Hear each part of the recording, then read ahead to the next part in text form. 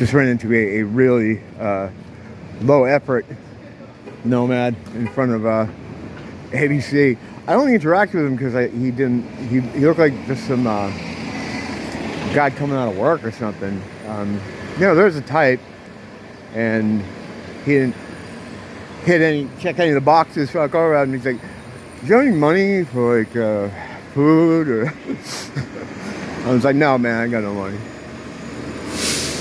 Pretty low effort, which I'm thankful for. I don't like the ones that get really in your face about it. Like, and the thing is, like, I don't know what they can do about it. The employees, I don't think they can do much about it. Like, places will let people stand out in front of their stores and just like harass people coming in and out. ABC is a place that this happens all the time.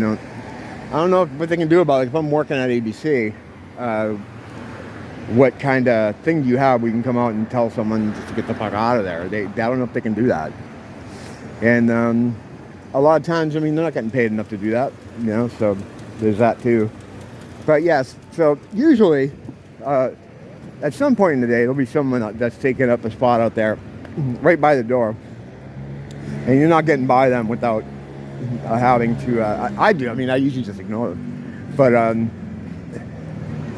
they'll stop everybody. And some of the more aggressive dudes, like you'll be like, "Nah, man, I got no money."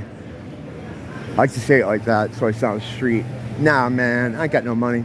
And then they'll go in and buy stuff, and you come out and they hassle you. Like, "I thought you had no money." Like that. Yeah, it sounds crazy, but we've seen it. I don't know what you can do about that, though. I don't know what you can do about any of it. There isn't much you can do. Just don't get sucked into. Just don't take the bait, because it's always like a bait situation. Like if you're not going to give them anything, they'll always take some kind of screaming match or some kind of fight, whatever. Like I said the other day, it's like, and this isn't all the guys. But it's a lot of them, because a lot of times like they're here from where they come from because they were like that where they came from, and everybody just told them, "Get the fuck out of here." So they're out there welcome wherever they're from, and they come here. So we're not getting the best and brightest, and we have a lot of new people coming in all the time. I can always tell the new ones because they tend to congregate down there by the princess statue, Triangle Park. And you can usually tell because they have these black wheeler bags, like these the carry-on wheel bags. I think they give it to them with the ticket when they come here, and they drop off somewhere near my neighborhood toward the Alloy because they're always coming up the road adjacent to my street, or the intersection of my street. And you'll see one or two of them not walking together, but they both get the bags, the black wheel bags. So they must take a bus over there, or they just know to go to Waikiki because it's the main tourist spot, so it's the best chances of getting stuff. And like I've said before, what the usual trajectory is, they end up down in Chinatown or downtown because that's where a lot of services are, a lot of other opportunities for things. That's where the doctors are to prescribe medication. I've talked about it before, but the black market, flea market, I heard it wasn't operating anymore. I haven't been down there in a while, but I talked to one of my friends the other day that goes down there, and I guess they they stopped it from happening. What it was is like a containment area where you could go and pretty openly buy and sell drugs. And no one usually did them there because that's kind of, some would. But it was, you have the same vendors set up in the same spots. They have their spot. And what happened is guys would, on prescription day, they would leave there's a Walgreens right there, and there's another drugstore across the street. I think it's a Long's and a Walgreens. And they come out and whatever they had, they would either sell or maybe trade for something else. And there were these, and the people that held up spots there, had their own little spot that they were always in. They were the ones they would go to buy or trade or sell. So they'd buy or trade with these people. They wouldn't give them a great deal, but they were always there. So they knew they can count on it. Like, hey, prescription day, I'm going down there. I know I can trade. I know a lot about this, huh? What was going on with me at one point? So, yeah, so it was just this one little area when you get up the bus stop down there, just past the courthouse, which is funny. But I think the thinking was, if we keep them here doing this stuff, they won't be walking around all over the downtown. It makes sense. It makes sense. But once in a while, they had to do a show of like We Are Watching You type things. And CSU, what is it? What's the drug enforcement unit? Not the DEA. Oh, you remember when the Drug Enforcement Association was called the Drug Enforcement Agency? That was Mandela effect in a way. Growing up, the DEA was a Drug Enforcement Agency. Now it stands for the Drug Informant. Drug Informant. There's a lot of that here too. Association, Drug Enforcement Association, and it's always been the drug. It wasn't changed. This is how the Mandela effect works. It's never changed. It's always been that way. Although, in this case, there is evidence that, or what they call residue from how it used to be. There's an episode of the Ali G show. Sarah Bashan Cohen Barrett, that guy, the comedian guy, he plays a character, Ali G. And anyway, he had a DEA guy on there. And it was very much the Drug Enforcement Agency. What they do is they collect drugs, and he's doing the whole thing. And they mentioned it multiple times, the Drug Enforcement Agency. So you can still see that clip.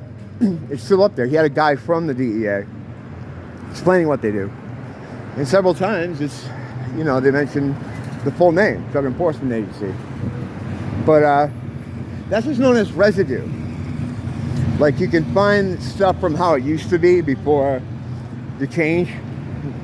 There's a lot of evidence of this. There's a lot of music. I made videos about that, but seeing how I set up my playlists, you'll probably never find them. I'm going to do something about that one day. I've already started to, but that's whatever. So, yeah, they'd roll up, get out of a van, but everyone would always kind of know they were coming. And some people would leave. Some people would just, pocket their stuff. Sometimes they'd go through and start talking to people, but it was like a regular thing. You kind of knew someone would get tipped off when it was happening.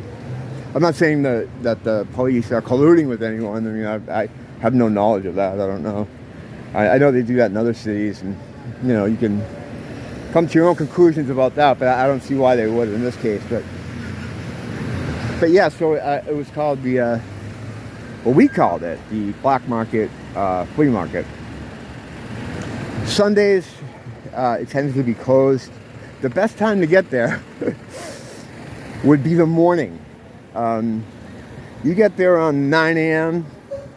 and you can probably, if you can't get exactly what you want, you can probably find someone that knows how to get you exactly what you want. And it was a pretty known thing. Now, I guess from what I hear, they've stopped that. They cleaned up that area. Or they police it more now, which I guess is part of a larger thing that they're doing downtown in Chinatown to try to clean up the area. I saw some newspaper articles of them planting trees and stuff. And again, they're throwing money at a problem. That might look good for some newspaper articles. And, whenever a new administration comes in, law enforcement wise, or city planners or whatever, they always want to show that I'm gonna turn things around. They really can't. They can only do stuff like photo ops of planting trees. because the system is locked in place, the system down there. And you can throw as much money at it as you want, but what you're trying to do is you can clean up an area, but you can't change people's behaviors. I mean, there's like I was saying this the other night about the homeless situation. If there's a fundamental problem with the people, and there's really nothing you can do unless you go and somehow change the people.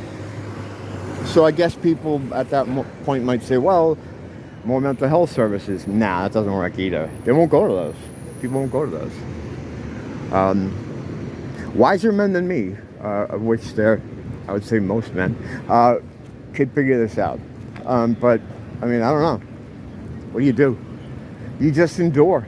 You know, you endure, you try to keep yourself safe, you try to watch your own 6 and 7 and 8 and 9, 10. Not to the degree I do, you know, that's paranoia. You might not want to get like that, but, you know, you understand. It goes without saying.